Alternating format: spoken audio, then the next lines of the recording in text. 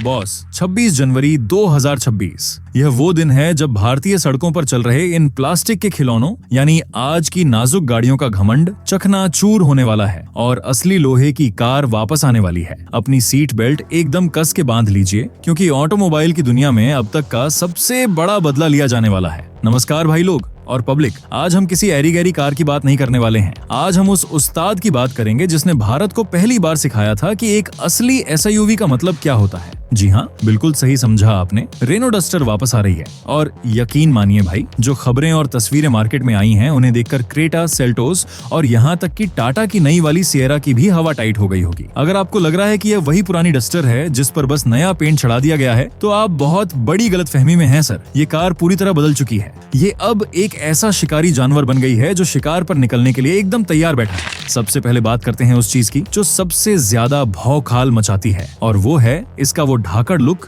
जो इसे भीड़ में सबसे अलग खड़ा करता है। आपको याद है ना, जब पहली बार डस्टर आई थी उस समय सड़क पर उसका एक अलग ही टशन था। उसके चौड़े टायर, वो भारी भरकम बॉडी, ऐसा लगता था जैसे कोई पहलवान सड़क पर सीना तान के चल रहा हो। लेकिन फिर बीच में कुछ ऐसा हुआ कि रेनो ने थोड़ा डील दे दी और बाकी कंपनियों ने बाजार पर अपना कब्जा जमा लिया। लेकिन अब रेनो अपनी नींद से जाग चुका है और पूरे जोश में है। हाल ही में जो खुफिया तस्वीरें और खबरें बाहर आई हैं वो चिल्ला चिल्ला कर बता रही हैं कि नई डस्टर अब बिगस्टर के अवतार में आ रही है। जरा अपनी आंखें बंद कीजिए और इमेजिन कीजिए एक ऐसी कार को जो पुरानी डस्टर से भी ज्यादा चौड़ी है, ज्यादा ऊंची है और जिसका डिजाइन ऐसा है जैसे इसे किसी ने चट्टान को तराश कर बनाया हो। नई डस्टर का डिजाइन अब वो पुराना गोल मटोल वाला नहीं रहा। यह अब पूरी तरह से चौकोर और मस्कुलर हो चुका है, एकदम जिम वाले बॉडी बिल्डर जैसा। इसके बोनेट को देखिए, ये बिल्कुल सपाट और ऊंचा है जो आपको कार के अंदर बैठते ही एक राजा वाली फीलिंग देगा। सबसे बड़ी बात जो सामने आई है वो है इसकी हेडलाइट्स। इसमें अब के आकार की लाइटें दी गई हैं जो ग्रिल के साथ ऐसे मिलती हैं जैसे किसी ने इसे एक ही सांचे में सेट किया हो।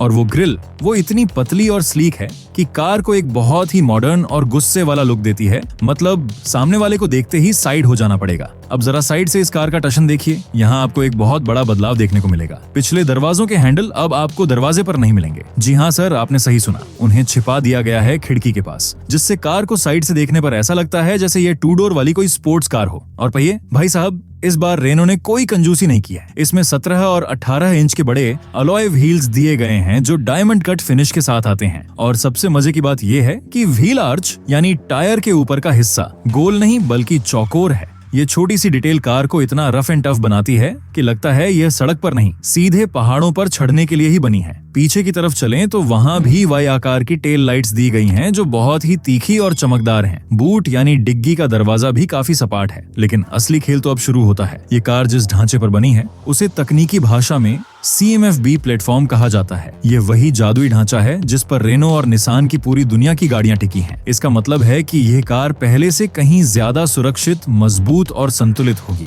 मतलब मजबूती ऐसी कि टूटे ना टूटे। लेकिन रुकिए बॉस, अगर आपको लगता है कि सिर्फ बाहर से ही बदलाव हुआ है तो जरा दरवाजा खोलकर अंदर चलिए। पुरानी डस्टर की सबसे बड़ी शिकायत क्या थी? यही कि उसका अंदरूनी हिस्सा यानी इंटीरियर बहुत ही फीका और पुराना लगता था। प्लास्टिक की क्वालिटी भी कुछ खास नहीं थी। लेकिन इस बार रेनो ने सबकी बोलती बंद कर दी है। जैसे ही आप नई डस्टर का बाहरी दरवाजा खोलेंगे, आपका स्वागत एक पूरी तरह से नई दुनिया में होगा। डैशबोर्ड को पूरी तरह से बदल दिया गया है। अब वहाँ आपको ड्राइवर के सामने 7 इंच का एक डिजिटल स्क्रीन मिलेगा जो आपको कार की हर जानकारी देगा। और बीच में लगा है 10 इंच का एक बड़ा सा टच स्क्रीन इंफोटेनमेंट सिस्टम। मजे की बात यह है कि इसे थोड़ा सा ड्राइवर की तरफ झुकाया गया है ताकि आपको कार चलाते समय स्क्रीन देखने के लिए अपनी गर्दन न मोड़नी पड़े। इसे कहते हैं ड्राइवर का असली ख्याल रखना। एसी के वेंट्स यानी जहां से ठंडी हवा आती है उन्हें भी वाई आकार में डिजाइन किया गया है जो बाहर की लाइटों से मेल खाता है। और गियर लीवर वो अब पुराने जमाने का बड़ा सा डंडा नहीं रहा। अब वहाँ एक छोटा और प्यारा सा गियर सिलेक्टर है जो बिल्कुल महंगी लग्जरी गाड़ियों जैसा लगता है। स्टीयरिंग व्हील भी नया है जो ऊपर और नीचे से थोड़ा छपटा है, जिससे इसे पकड़ने में एक स्पोर्टी और रेसिंग वाला एहसास होता है। अब आते हैं सबसे बड़े सवाल पर जो हर भारतीय कार प्रेमी के दिल में होता है। भाई साहब, इंजन कैसा है? क्या इसमें दम है? क्या यह माइलेज देगी?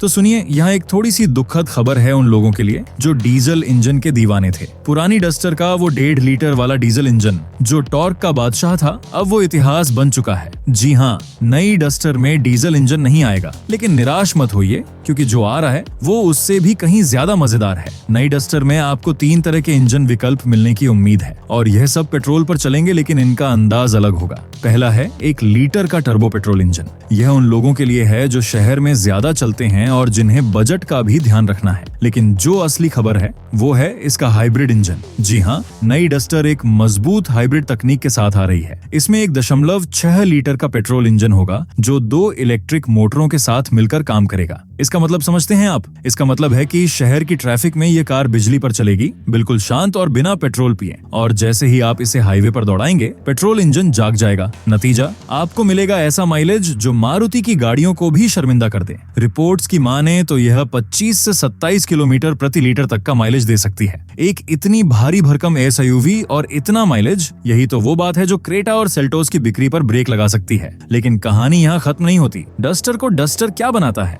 वो है उसकी कहीं भी चले जाने की क्षमता। जहाँ बाकी गाड़ियां अपनी निचली बॉडी की वजह से डरती है, डस्टर वहाँ हंसते हुए निकल जाती है। नई डस्टर में भी आपको 4x4 यानी 4 पहियों में ताकत वाला सिस्टम मिलेगा। ये कोई दिखावे वाला सिस्टम नहीं है बॉस। इसमें आपको अलग अलग मोड्स मिलेंगे, जैसे कि रेत के लिए अलग, कीचड़ के लिए अलग, बर्फ के लिए अलग और पत्थरों के लिए अलग। इसमें एक खास इको मोड भी होगा जो ऑफ रोडिंग के समय भी ईंधन बचाएगा। इसकी ग्राउंड क्लियरेंस यानी जमीन से कार की ऊंचाई 217 मिलीमीटर बताई जा रही है। इसका मतलब है कि आप इसे बिना सोचे समझे किसी भी कच्चे रास्ते पर उतार सकते हैं। ये वो चीज है जो इसे ग्रैंड विटारा और क्रेटा से मीलों आगे ले जाती है, क्योंकि उनमें या तो 4x4 है ही नहीं, और अगर है भी तो वो इतना दमदार नहीं है। अब जरा बाजार के हालात पर नजर डालते हैं। अभी क्या हो रहा है? अगर आपको 15 से 20 लाख के बीच में कार लेनी है तो आप आंख बंद करके हुंडई शोरूम जाते हैं और क्रेटा उठा लाते हैं, या फिर किया सेल्टोस ले लेते हैं। ये गाड़ियां बहुत अच्छी हैं, इसमें कोई शक नहीं। फीचर्स की भरमार है, सनरूफ है, हवादार सीटें हैं। लेकिन एक समस्या है, ये गाड़ियां बहुत नाजुक महसूस होती हैं। ऐसा लगता है कि ये सिर्फ मॉल जाने के लिए या साफ सुथरी सड़कों के लिए बनी है। जैसे ही थोड़ा खराब रास्ता आता है,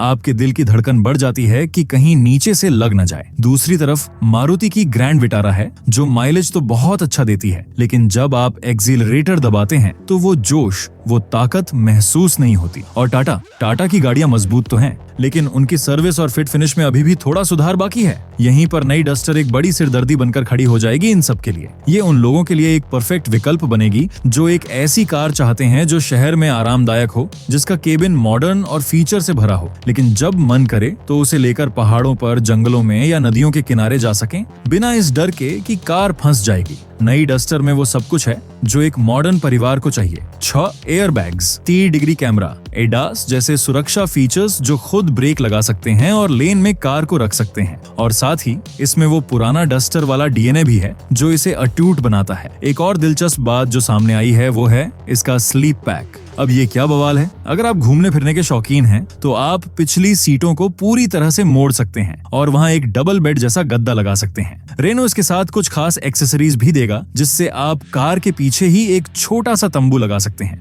सोचिए, आप लद्दाख या स्पीति की वादियों में हैं, रात का समय है और आपको होटल ढूंढने की जरूरत नहीं है। आपकी डस्टर ही आपका चलता फिरता होटल है। ये वो लाइफस्टाइल है जो नई डस्टर बेचना चाहती है। ये सिर्फ एक मशीन नहीं है, ये आजादी का दूसरा नाम है। कीमत की बात करें तो यह एक बहुत बड़ा मुद्दा होने वाला है। रेनो जानता है कि भारतीय ग्राहक कीमत को लेकर बहुत संवेदनशील हैं। रिपोर्ट्स के मुताबिक रेनो डस्टर को बहुत ही आक्रामक कीमत पर लॉन्च करने की योजना बना रहा है। इसकी शुरुआत 10 या 11 लाख रुपए से हो सकती है और टॉप मॉडल 18 से 20 लाख तक जा सकता है। अगर रेनो ने यह कीमत रख दी तो सोचिए क्या होगा। टाटा की सेरा जो खुद एक बहुत बड़ी वापसी कर चुकी है, उसके लिए भी रास्ता आसान नहीं होगा। इस पूरी कहानी का निचोड़ ये है कि भारतीय एसयूवी बाजार एक बहुत बड़े कंपटीशन की तरफ बढ़ रहा है। एक तरफ वो गाड़ियां हैं जो गैजेट्स और स्क्रीन से भरी हैं, और दूसरी तरफ डस्टर आ रही है जो तकनीक और ताकत का एक बेहतरीन संतुलन लेकर आ रही है। यह उन लोगों के लिए एक तोहफा है जो ड्राइविंग को पसंद करते हैं, जो कार को सिर्फ एक जगह से दूसरी जगह जाने का साधन नहीं बल्कि एक साथी या यार मानते हैं। अब सवाल ये है कि क्या यह कार क्रेटा और सेल्टोस की बादशाहत खत्म कर पाएगी? इसका जवाब हाँ और ना दोनों में है। जो लोग सिर्फ सनरूफ और रंग बिरंगी लाइटों के पीछे भागते हैं वो शायद अभी भी उन्हीं गाड़ियों के पास जाएं, लेकिन जो लोग कार की इंजीनियरिंग, उसकी मजबूती और उसकी कहीं भी जाने की क्षमता को समझते हैं, उनके लिए डस्टर के अलावा कोई और विकल्प नहीं दिखेगा। टाटा सिएरा और ग्रैंड विटारा को भी अपनी रणनीति बदलनी पड़ेगी।